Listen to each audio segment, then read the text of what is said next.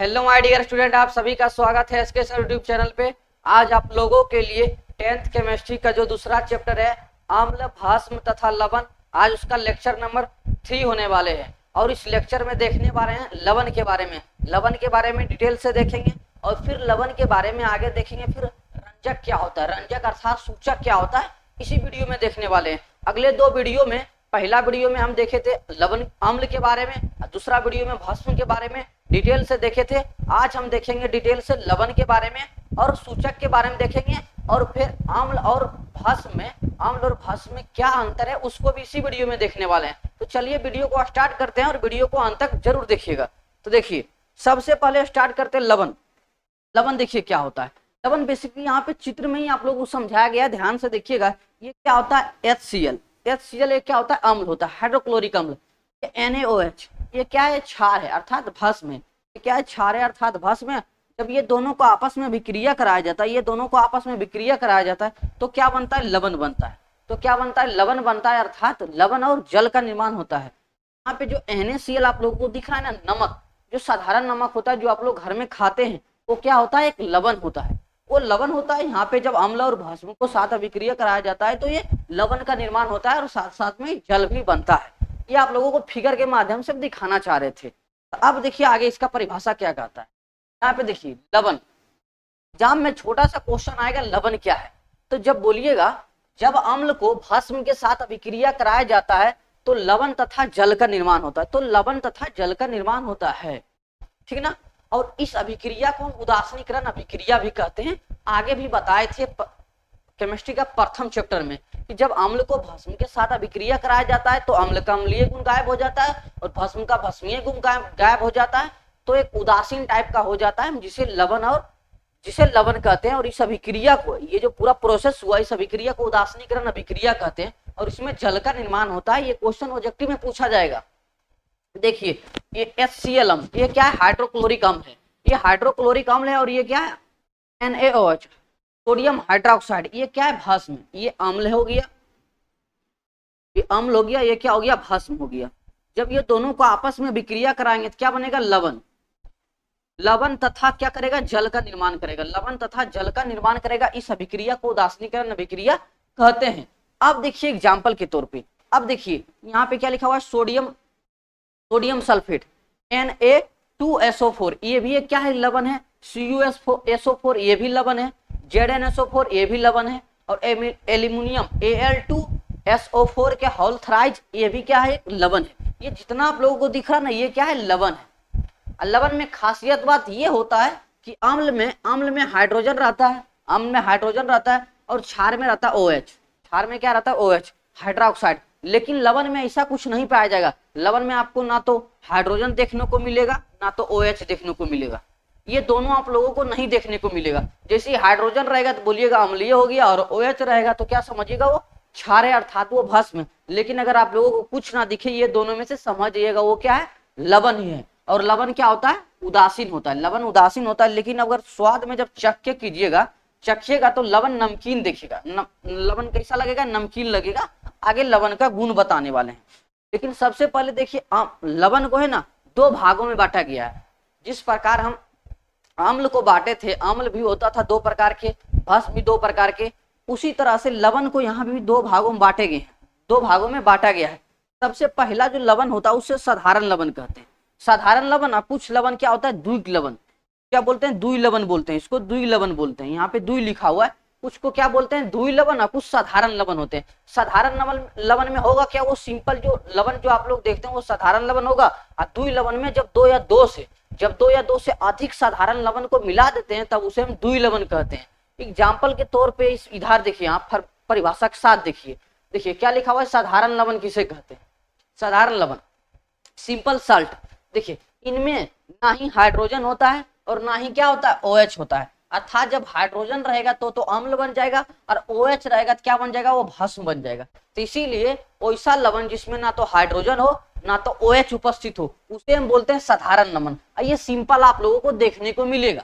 देखिए NaCl हो गया, इसमें ना तो हाइड्रोजन है ना तो ऑक्सीजन है, हाइड्रोक्साइड है। और ये Na2SO4 हो गया, CuSO4 हो गया, ZnSO4 हो गया, Al2SO4, ये सब क्या होगा, साधारण लवण कहलाएगा। क्योंकि इसमें एक ही कोई ज्यादा बड़ा इसका फॉर्मूला नहीं है। ये सिंपल सिंपल एक एक यौगिक है, एक एक यौगिक है, इसे हम बोलते हैं साधारण लवण। लेकिन द्वि लवण में क्या होगा, यहाँ पे द्वि लिखा हुआ, क्या लिखा हुआ, द्वि। तो द्वि लवण में क्या होता है, जब दो या दो से अधिक साधारण लवण को आपस में मिला देते हैं तब वह द्वि लवण कहलाता है। जब मतलब दो या दो से अधिक साधारण लवण को, एक नहीं होगा इसमें साधारण लवण, कम से कम दो होना चाहिए, जब आपस में उसको मिला देंगे तो कहलाएगा द्वि लवण कहलाएगा। तो ध्यान से देखिए यहाँ पे K2SO4, K2SO4 लिखा हुआ ना, एक अलग लवण है, ये एक अलग लवण है। और यहाँ पे देखिए Al2SO4 का होल थ्राइज, ये एक अलग लवण है। देखिए यहाँ पे ये बताए थे ना, ये देखिए एक अलग लवण है, और यहाँ पे जो K2SO4 लिखा हुआ है ये एक अलग लवण है। जब ये दोनों को आपस में मिला देते हैं तब ये क्या बन जाता है, फिक्ट्री बन जाता है, अर्थात पोटास एलम। जो आप लोग फिक्ट्री का यूज करते हैं ना, फिक्ट्री जिसको बोलते हैं, फिटकरी जिसको बोलते हैं ना, इसका फार्मूला यही होता है। लेकिन इसमें जल की अणुओं संख्या कितना होता है, 24। यस, हम खास करके इसको पढ़ाते हैं 12th के केमिस्ट्री में, 11th के केमिस्ट्री में इसको पढ़ना पड़ता है। और 12th के जो बिहार बोर्ड का एग्जाम होता है उसमें ये फार्मूला पूछा जाता है कि फिटकरी का जो रासायनिक सूत्र होता है वो बताइए, और उसमें जल का कितना अणु होता है, इसमें जल का कितना अणु होता है। जिसमें आप लोग के बिहार बोर्ड के लिए फेमस क्वेश्चन है CuSO4 तो कितना होता है, 6H2O। इसको बोला जाता है नीला तोथा। इसमें जाएगा नीला तोथा में जल की कितना अणु रहता है, तो 6 अणु रहता है। जल का कितना अणु होता है, 6 अणु। ठीक उसी प्रकार अगर आपसे पूछे पोटास एलम या तो फिटकरी में कितना जल का अणु पाया जाता है, तो 24 जल का अणु पाया जाता है। ये फार्मूला बहुत इंपॉर्टेंट है। अगर बिहार बोर्ड का मन हो गया कि नहीं हम थोड़ा सा टफ करना चाहते हैं तो इसका फार्मूला पूछ सकता है, फिटकरी का फार्मूला पूछ सकता है। तो ये फार्मूला होता है, ठीक ना। अब फिटकरी एक तरह कैसा होता है, लवण होता है, उसको चखिएगा तो थोड़ा नमकीन टाइप का लगेगा। अब देखिए दूसरा द्वि लवण का एग्जांपल देखिए, पहला हुआ है दूसरा FeSO4 और लिखा हुआ NH4 का होल 2 और फिर SO4। इसमें जो जल का अणु है कितना है, 6H2। इसमें जल का अणु 6 है, इसको बोला जाता है मोहर लवण। इसको क्या बोला जाता है, मोहर लवण। ये बहुत ही इंपॉर्टेंट है ये 12th के लिए।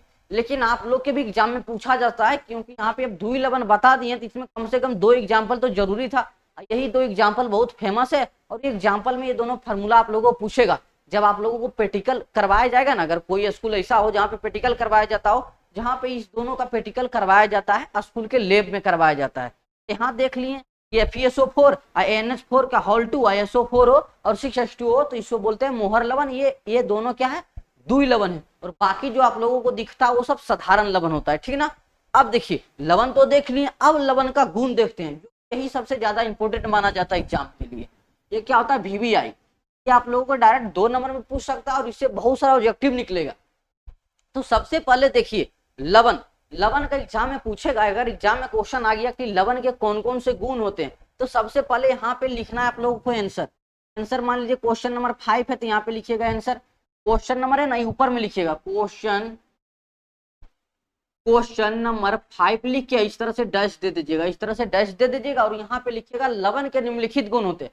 ये तो क्वेश्चन है तो हटा ही देना है। इसके बाद पहले ये लिखना है क्वेश्चन नंबर 5, यहाँ पे लिखना है उसका आंसर। पहले लिखिएगा लाइन में क्या, लवण के निम्नलिखित होते हैं। निम्नलिखित का मतलब होता है नीचे, जो हम नीचे लिखे गए हैं वही लवण का गुण लिखा हुआ है। तो सबसे पहला गुण का आता है लवण जो स्वाद में होता है कैसा होता है, नमकीन। लवण जो होता है स्वाद में वो नमकीन होता है। अम्ल होता था स्वाद में खट्टा और भस्म होता था स्वाद में कड़वा, लेकिन ये होता है नमकीन। और इसका पीएच मान 7 के बराबर होता है। अगर 7 से कम हो, अगर 7 से पीएच मान कम हो तो वो कहलाएगा अम्ल। क्या कहलाएगा, अम्ल। अगर 7 से अधिक हो, अगर एरो का मतलब ये नीचे है तो इसका मतलब 7 से कम। अगर इसका मतलब हो गया 7 से अधिक होगा तो क्या कहलाएगा, भस्म। 7 से अधिक कहलाएगा तो हो जाएगा भस्म। और 7 के बराबर हो तो उसे हम क्या बोलते हैं, लवण बोलते हैं। शुद्ध जल का पीएच मान 7 होता है। आगे आप लोगों को जो पीएच मान पढ़ाएंगे तो डिटेल से बताएंगे। जैसे मान लीजिए अगर कोई पदार्थ है, क्या है, कोई पदार्थ जिसका पीएच मान मान लीजिए 6 है, तो क्या होगा बताइए। तो अगर जिसका पीएच मान 6 है तो क्या होगा, वो अम्ल कहलाएगा, क्योंकि अम्ल का पीएच मान क्या होता है, 7 से कम होता है। मान लीजिए कोई पदार्थ है जिसका पीएच मान 12 है, क्या है, पीएच मान 12 है, तो वो पदार्थ कैसा होगा, तो पदार्थ भस्म होगा। क्यों, क्योंकि 7 से जो अधिक होता है पीएच मान वो क्या कहलाता है, भस्म। अगर मान लीजिए कोई पदार्थ का पीएच मान 7 है तो वो क्या कहलाएगा, लवण। क्योंकि 7 के जो बराबर पीएच मान होता है वो लवण का होता है। तो यहाँ से एग्जाम में क्वेश्चन पूछा जाता है, इसी तरह से पूछा जाएगा। देखिए फिर से क्वेश्चन देते हैं, क्वेश्चन पूछा जाएगा, यदि किसी पदार्थ का पीएच मान 3 हो तो वो पदार्थ कैसा होगा, अम्लीय होगा, क्षारीय होगा या तो लवणीय होगा। तो आप लोग को एग्जाम में आंसर देना है कि अगर पीएच मान 7 से कम है अर्थात 3 बोल रहा है तो कैसा होगा, वो अम्लीय पदार्थ होगा, वो एक अम्लीय पदार्थ होगा। अब इसका आगे देखिए, आगे चर्चा कीजिए। स्वाद में नमकीन होता है, पीएच मान 7 के बराबर होता है। तीसरा देखिए, लवण का जलीय विलयन विद्युत का सुचालक होता है। देखिए भस्म हो, अम्ल हो, लवण, ये तीनों का जो जलीय विलयन होता है विद्युत का सुचालक होता है। और सुचालक होने का कारण मात्र यही है, जब इसको जल में घोलते तो ये आयन में टूट जाता है। ये क्या होता है, अपने आयन में टूट जाता है, और जैसी आयन आ गया तो उसमें धारा प्रवाहित होने लगेगा। क्योंकि धारा को प्रवाहित होने के लिए या तो इलेक्ट्रॉन चाहिए या तो आयन चाहिए। अगर वो विलयन है तो उसमें क्या चाहिए, आयन चाहिए। लेकिन अगर धातु है तो उसमें इलेक्ट्रॉन चाहिए। अगर जो होता है ना एल्यूमिनियम, उसमें पाया जाता है इलेक्ट्रॉन, स्वतंत्र इलेक्ट्रॉन, तो उसके कारण उसमें विद्युत धारा प्रवाहित होता है। लेकिन जलीय विलयन में पाया जाता है आयन, जिसके कारण उसमें विद्युत धारा प्रवाहित होता है। अब आगे देखिए क्वेश्चन नंबर चौथा पॉइंट इसका देखिए, लवण लाल लिटमस पत्र को नीला में प्रभावित नहीं करता है। अम्ल भले करता था और भस्म भी करता था, लेकिन लवण नहीं करेगा। ट्रिक भी बताए थे। अम्ल का ट्रिक क्या है बताइए तो फटाफट से। अम्ल का ट्रिक क्या था, अनिल। अम्ल का ट्रिक था अनिल। अम्ल का क्या था, अनिल। और भस्म का बताइए क्या होता था। भस्म का ट्रिक होता था भलानी।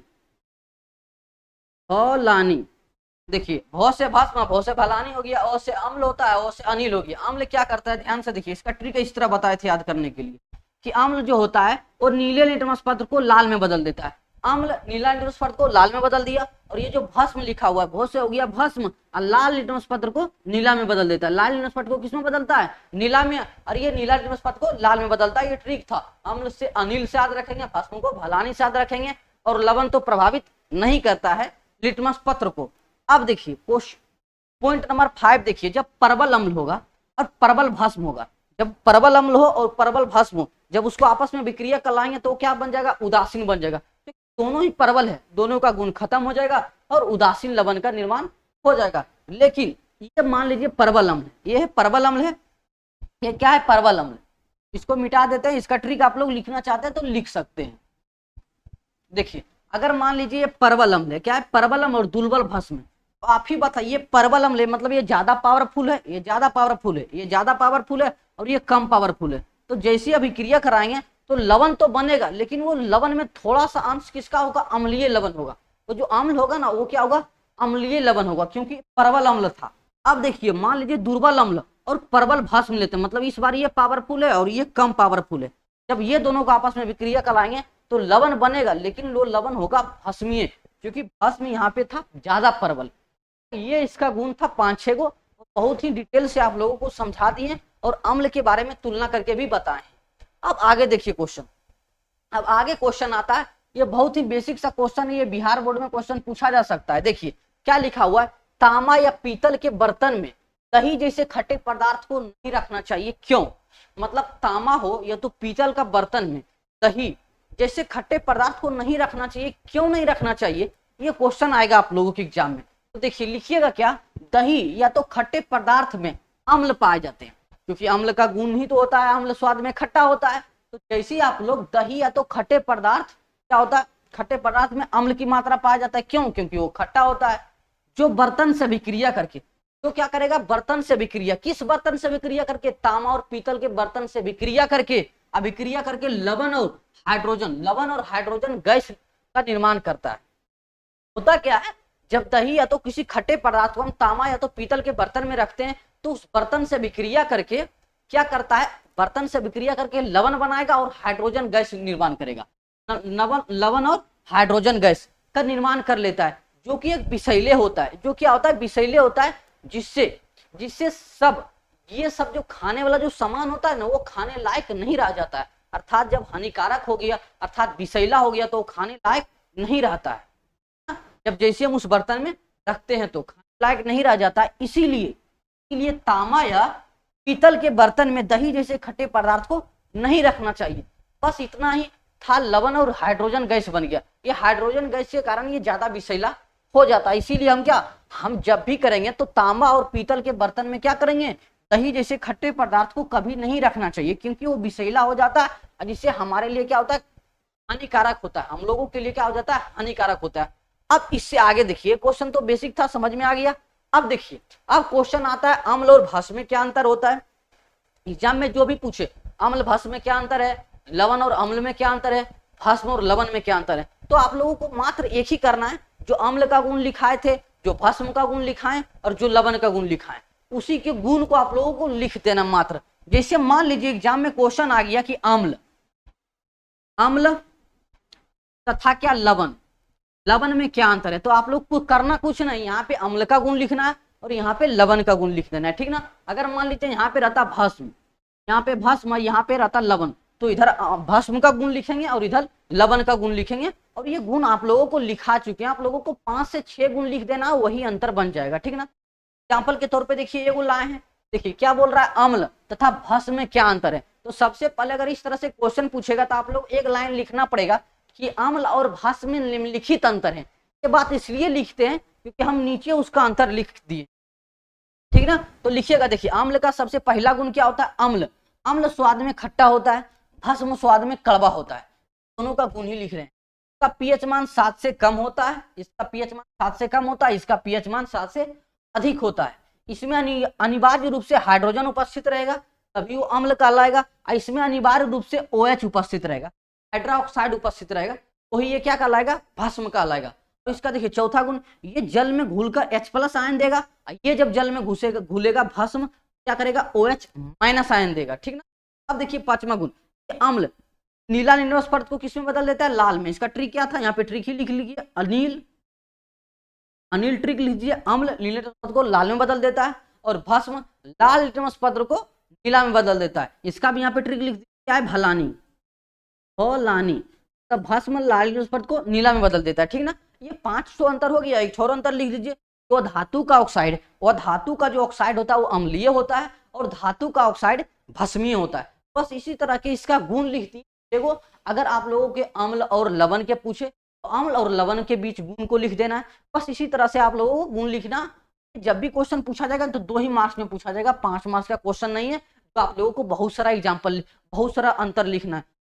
4 को भी लिख देते तो आप लोगों को आंसर मिल ही जाता है एग्जाम बोर्ड में। एग्जाम आप देखिए आगे क्या बताए थे, रंजक, डाई किसे कहते हैं, रंजक क्या होता है। तो देखिए रंजक जो होता है ना, रंजक ऐसे पदार्थ को कहते हैं जो विलयन में घुलकर रंग उत्पन्न करता है। आधा 9 लिखा हुआ है यहाँ पे, क्या है, रंजक ऐसे पदार्थ होता है जो विलयन में जैसे घुलेगा तो रंग उत्पन्न करेगा, लाल उत्पन्न करे, पीला करे, बैगनी करे, कुछ रंग करे उत्पन्न, लेकिन करेगा जैसे वो विलयन में घुलेगा। तो देखिए अब तो रंजक समझ में आ गया। और रंजक का बेटा ही होता है क्या, सूचक। इसको पिता मानिएगा तो मान लीजिए सूचक इसका क्या है, बेटा है। तो देखिए सूचक क्या होता है, सूचक क्या होता है तथा सूचक पर क्या करना, उस पर अम्ल तथा भस्म के प्रभाव को लिखना।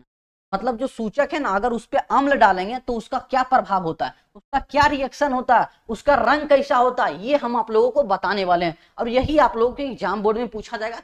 रंजक कभी नहीं पूछा जाता, रंजक नहीं पूछा जाता, लेकिन रंजक इसलिए बताएं, रंजक का बेटा ही होता है क्या, सूचक। तो सूचक को समझने से पहले रंजक को समझना था। जैसे मैं एग्जाम्पल के तौर पे यहाँ पे क्या लिखा हुआ, हल्दी। तो हल्दी जैसी विलयन में घुलेगा तो अपना रंग दिखाएगा, अपना क्या दिखाएगा, रंग। जैसी हल्दी को जल में घोलिए क्या होगा, वो पीला होने लगेगा, तो अपना रंग दिखाया ना, क्या बोला जाता है, रंजक। अब देखिए सूचक क्या है, तो वैसा रंजक का जिनका अम्ल तथा भस्म द्वारा रंग परिवर्तन हो। मतलब रंजक में भी वैसा रंजक, जिस पर अम्ल डालेंगे और भस्म डालेंगे तो वो अपना रंग परिवर्तन करेगा, अपने रंग को क्या करेगा, परिवर्तन करेगा, अर्थात कुछ दिखाएगा, कुछ अभिक्रिया को दिखाएगा, परिवर्तन को दिखाएगा। हम बोलते हैं सूचक। क्या बोलते हैं, सूचक। अब बहुत सारा सूचक देखिए लाए हैं। देखिए सूचक है, लिटमस पत्र भी सूचक है, हल्दी भी एक तरह के सूचक है, चुकंदर भी सूचक है, और मेथिल ऑरेंज भी सूचक है। 4 को ही लाए, लेकिन ये चारों इंपोर्टेंट है और चारों वाला आप लोगों को याद करना है। ये हो गया सूचक, ये हो गया भस्म, ये क्या हो गया, भस्म। यहाँ पे सॉरी क्या लिखा हुआ, ये अम्ल होगा, ये क्या होगा, अम्ल। इधर लिखना है आप लोगों को भस्म, यहाँ पे लिखना है आप लोगों को भस्म,